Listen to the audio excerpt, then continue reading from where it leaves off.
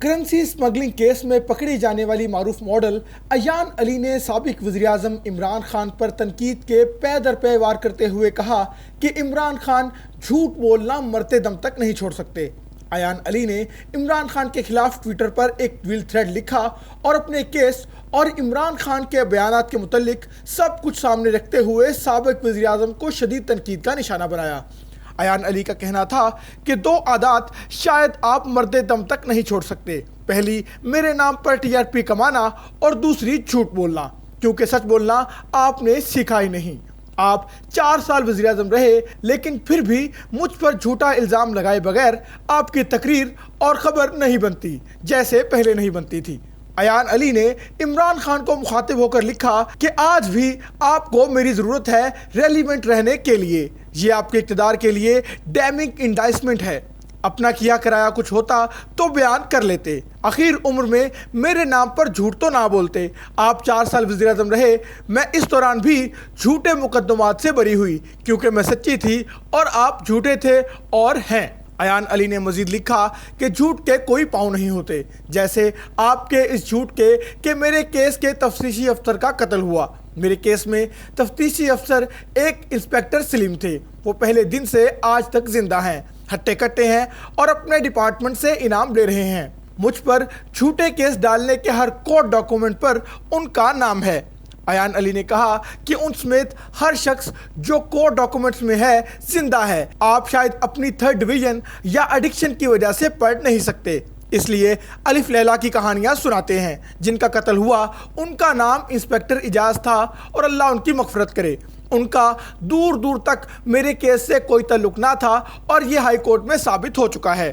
ایان علی نے عمران خان کو مخاطب ہو کر کہا کہ 1 سال تک سب بشمول آپ کے دوست چودھری نثار یہ جانتے تھے کہ مرحوم میرے کیس سے متعلقہ نہیں تھے اور ڈکیتی میں قتل ہوئے تھے۔ 1 سال بعد جب میں سب مقدمات جیت گئی تو ان کے قتل کا الزام بھی مجھ پر ڈال دیا گیا، اوپر سے دہشت گردی کی کئی دفعات بھی لگائی گئیں۔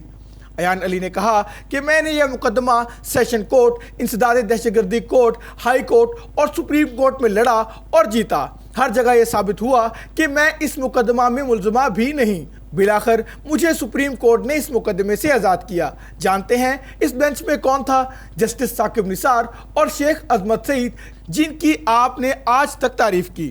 ماڈل ایان علی نے عمران خان سے مزید کہا کہ سپریم کورٹ سے میرے بری ہونے کے بعد اگر آپ کے شکی دماغ میں خلل تھا تو اپنے 4 سالہ منحوس دور اقتدار میں ری انویسٹیگیشن یا اپیل کرتے۔ بطور وزیراعظم تو 4 سال آصف علی زرداری، نواز شریف، مریم بلاول یہ مجھے قانوناً کچھ نہیں کہہ سکے، اب پھر TRP کے لیے ہم سے بھیک مانگنے لگے۔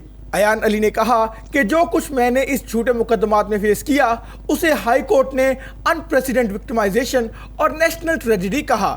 آپ میں شرم ہوتی تو ان جھوٹوں کو پھر سے نہ پھیلاتے، مگر آپ میں شرم ہوتی تو آپ نہ ہوتے۔ ہمیں کیسے پتہ چلتا کہ سپورٹس کوٹا پر آکسفورڈ جانے والوں کا کیلیبر کیا ہوتا ہے؟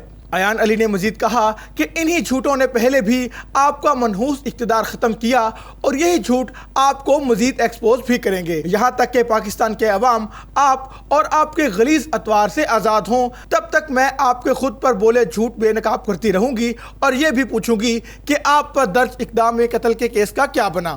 ایان علی نے کہا کہ آپ کی جانب سے ایک پولیس افسر پر حملہ لائیو ٹی وی پر کیا گیا، دوسرے آفیسرز کو دھمکیاں بھی لائیو ٹی وی پر دی گئیں۔ وقت آ گیا ہے کہ آپ پر ان اور دوسرے مقدمات بشمول آٹا چوری، رنگ روڈ، معلم جبہ، BRT، ادویات، پیٹرولیم، محمد ڈیم، بلاسفیمی اور فورن فنڈنگ کا جواب دیں۔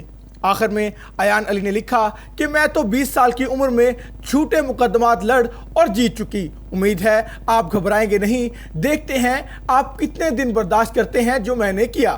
مزید عزت افزائی کروانی ہو تو پھر میرا نام لیں۔ پاکستان زندہ باد، پاکستان عدلیہ زندہ باد اور پاک فوج زندہ باد۔